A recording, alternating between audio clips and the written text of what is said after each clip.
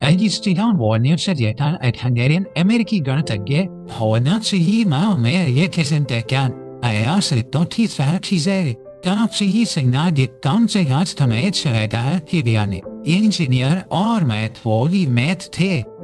उन्हें व्यापक रूप से अपने समय के सबसे प्रमुख गणितज्ञों में से एक माना जाता है। वॉन न्यूमैन का जन्म सही ही दिसंबर 1930 का बेस पाउडू है। ही सिनेटी संदान कहता है बोला चेहरा इस हंगरी में न्यूमैन जानोस लाजोस के रूप में हुआ था।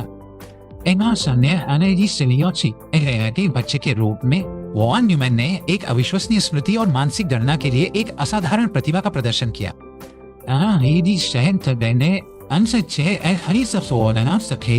वह अपने सिर में 2 8 अंकीय संख्याओं को विभाजित कर सकते थे। उन्होंने प्राचीन ग्रीक और लैटिन में भी धारा प्रवाह बात की। उनके पिता ने उन्हें निजी ट्यूटर्स के साथ घर पर पढ़ाया ताकि उनकी प्रतिभा का पोषण हो सके।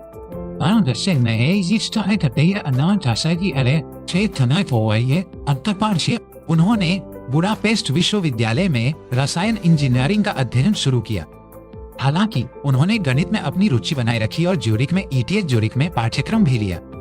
उन्होंने में रसायन इंजीनियरिंग में अपनी डिग्री और गणित में PhD दोनों प्राप्त की।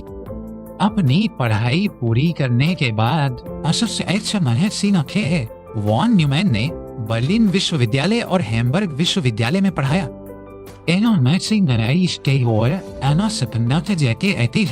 उन्होंने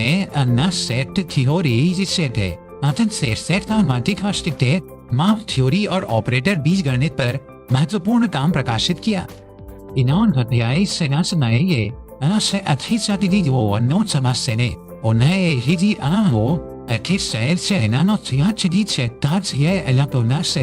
न्यू जर्सी में उन्नत अध्ययन संस्थान में एक विजिटिंग प्रोफेसरशिप की पेशकश की गई। वॉन न्यूमैन ने प्रस्ताव स्वीकार कर लिया और उनकी से स्पेस में संयुक्त राज्य अमेरिका चले गए।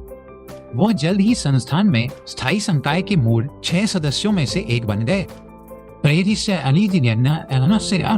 प्रिंसटन में वॉन न्यूमैन का काम क्वांटम मैकेनिक्स और गेम थ्योरी की ओर मुड़ गया।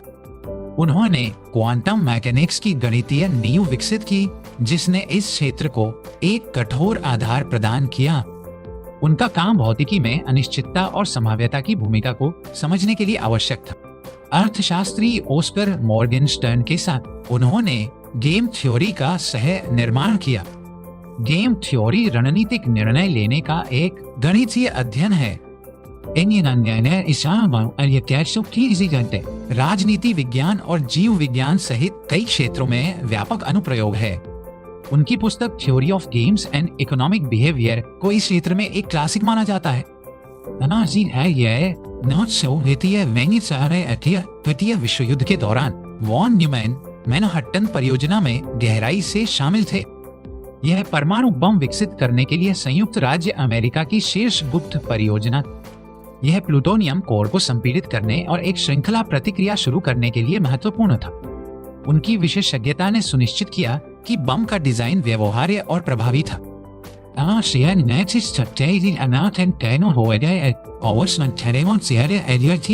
वॉन न्यूमैन ने कंप्यूटिंग के उभरते हुए क्षेत्र पर अपना ध्यान केंद्रित किया। ENIAC पहले सामान्य उद्देश्य वाले इलेक्ट्रॉनिक डिजिटल कंप्यूटरों में से एक था। ENIAC पर अपने काम के आधार पर वॉन न्यूमैन ने संग्रहीत प्रोग्राम कंप्यूटर की अवधारणा का प्रस्ताव रखा। इस डिजाइन को अब वॉन न्यूमैन आर्किटेक्चर के रूप में जाना जाता है। यह आज लगभग सभी आधुनिक कंप्यूटरों का आधार है। वॉन न्यूमैन आर्किटेक्चर में एक सेंट्रल प्रोसेसिंग यूनिट CPU, एक मास स्टोरेज और इनपुट आउटपुट डिवाइस होते हैं।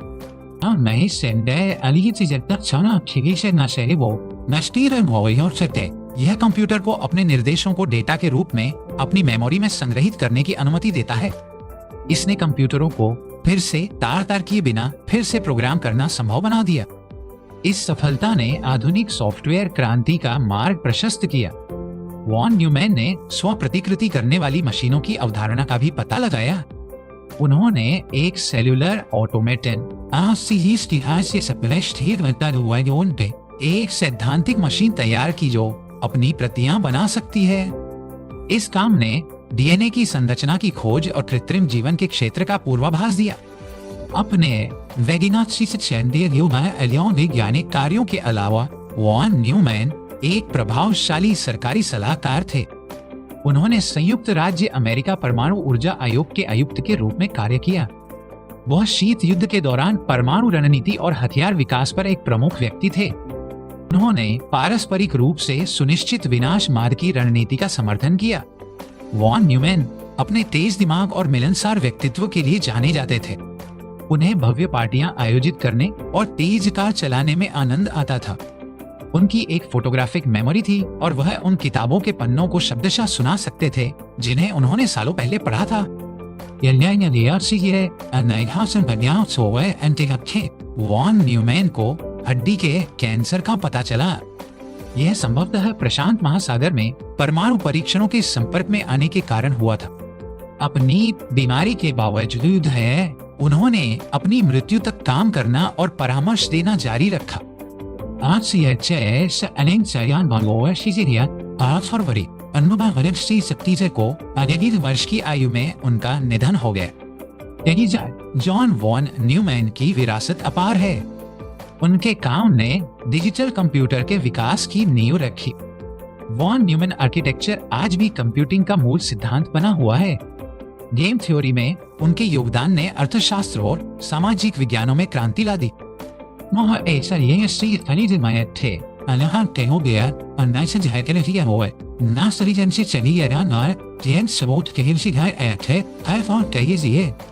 उनकी बौद्धिक जिज्ञासा और समस्याओं को हल करने की क्षमता अद्वितीय थी। उन्होंने एक बार प्रसिद्ध रूप से कहा था, यदि लोग यह नहीं मानते कि गणित सरल है तो इसका कारण केवल यह है कि वे ये नहीं जानते कि जीवन कितना जटिल है। वॉन न्यूमैन ने हमें दिखाया कि गणित की शक्ति का उपयोग दुनिया को समझने और आकार देने के लिए कैसे किया जा सकता है।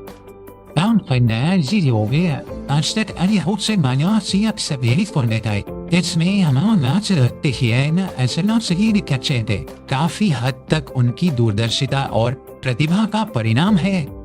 उनकी कहानी हमें याद दिलाती है कि एक व्यक्ति का दिमाग मानव प्रगति की दिशा को बदल सकता है। वॉन न्यूमैन की प्रारंभिक शिक्षा ने उनकी असाधारण क्षमताओं को जल्दी पहचान लिया।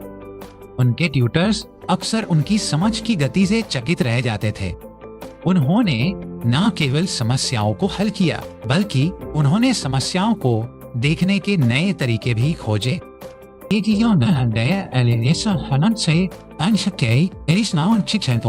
उन्होंने यूरोप में बढ़ते यहूदी विरोध के खतरे को महसूस किया। संयुक्त राज्य अमेरिका में उनका कदम केवल एक कैरियर का कदम नहीं था।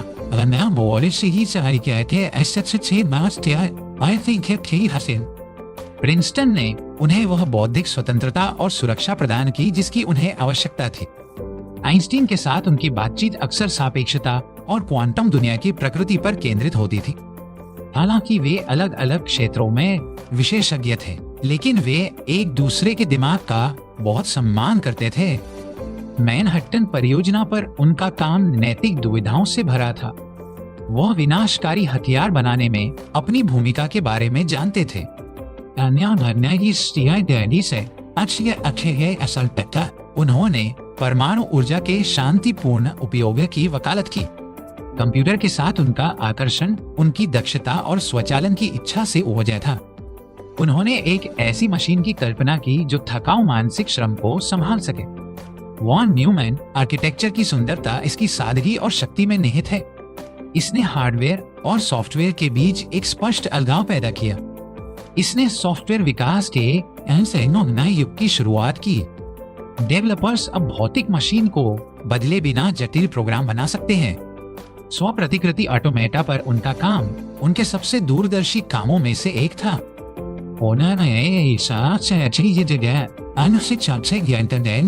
क्या एक मशीन जीवन की तरह जटिलता और अनुकूलनशीलता प्राप्त कर सकती है? यह प्रश्न आज भी कृत्रिम बुद्धिमत्ता और कृत्रिम जीवन के शोधकर्ताओं को प्रेरित करता है। एक सरकारी सलाहकार के रूप में रूप में वह हेनिया अन्ननी सेना अकिहित यथार्थवादी और एक रणनीतिकार थे। वह सोवियत संघ के साथ सीधे टकराव के खतरों को समझते थे।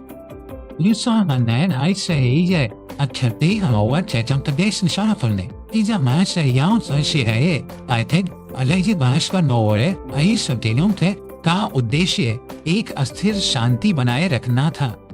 अपने समान में ना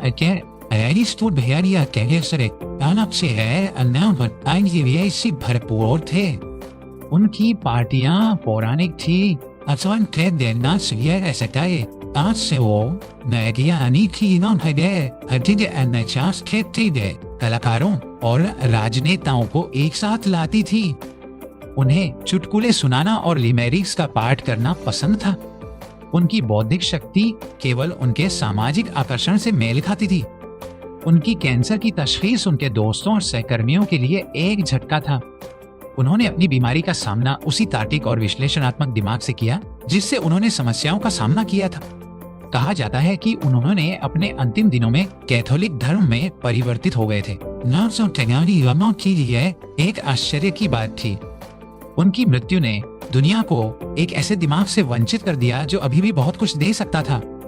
आज जब हम अपने स्मार्टफोन का उपयोग करते हैं तो हम वॉन न्यूमैन की विरासत के साथ बातचीत कर रहे होते हैं। जब अर्थशास्त्री बाजार के व्यवहार का मॉडल बनाते हैं तो वे उनके काम पर भरोसा करते हैं। जब मौसम विज्ञानी मौसम की भविष्यवाणी करते हैं तो वे उन गणना विधियों का उपयोग करते हैं जिन्हें उन्होंने विकसित करने में मदद की थी। उनका अली से अदृश्य हो। वह सदी के सच्चे टाइटन थे। एक ऐसा व्यक्ति जिसने न केवल भविष्य की भविष्यवाणी किया बल्कि बनाने में भी मदद की। उनकी स्मृति और योगदान विज्ञान और प्रौद्योगिकी के इतिहास में हमेशा जीवित रहेंगे। वॉन न्यूमैन ने गणना की सीमाओं को फिर से परिभाषित किया। उन्होंने समझा कि तर्क और गणित ब्रह्मांड के मूलभूत निर्माण खंड है। गेम थ्योरी में उनका काम मानव संपर्क की तर्क संगतता और तर्कहीनता को समझने का एक प्रयास था। उन्होंने दिखाया कि संघर्ष और सहयोग दोनों का गणितीय रूप से विश्लेषण किया जा सकता है। कंप्यूटर के लिए उनका दृष्टिकोण विशुद्ध रूप से व्यवहारिक था। वे समस्याओं को हल करने के लिए उपकरण थे। वह कृत्रिम बुद्धिमत्ता की क्षमता को जल्दी पहचानने वालों में से थे। उन्होंने मौसम की भविष्यवाणी और जलवायु मॉडलिंग के लिए कंप्यूटर का उपयोग करने का प्रस्ताव रखा। यह उस समय एक क्रांतिकारी विचार था, लेकिन आज यह मानक अभ्यास है। उनकी सोच हमेशा दशकों आगे रहती थी। उन्होंने अपने सहकर्मियों को उन समस्याओं पर विचार करने के लिए चुनौती दी जिन्हें असंभव माना जाता। उनका कार्यालय कथित तौर पर किताबों, कागजों और विचारों से भरा एक अराजक स्थान था।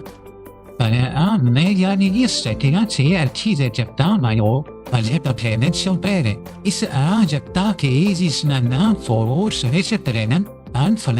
उन्होंने स्पष्टता और व्यवस्था पाई। वह एक ही समय में कई परियोजनाओं पर काम करने की अपनी क्षमता के लिए जाने जाते थे। उनका दिमाग एक समानांतर प्रोसेसर की तरह काम करता था जो एक साथ कई विचारों को संसाधित करता था। उन्होंने अपने ज्ञान को साझा करने में उदारता दिखाई, अक्सर दूसरों के काम में गुमनाम रूप से योगदान दिया। कई वैज्ञानिक और गणितज्ञ अपनी सफलताओं का श्रेय उनके मार्गदर्शन को देते हैं। वॉन न्यूमैन का जीवन इस बात का प्रमाण है कि शुद्ध बौद्धिक खोज के व्यावहारिक परिणाम हो सकते हैं। उनकी कहानी महत्वाकांक्षी वैज्ञानिकों और विचारकों के लिए एक प्रेरणा है। उन्होंने हमें दिखाया कि मानव मन की कोई सीमा नहीं है।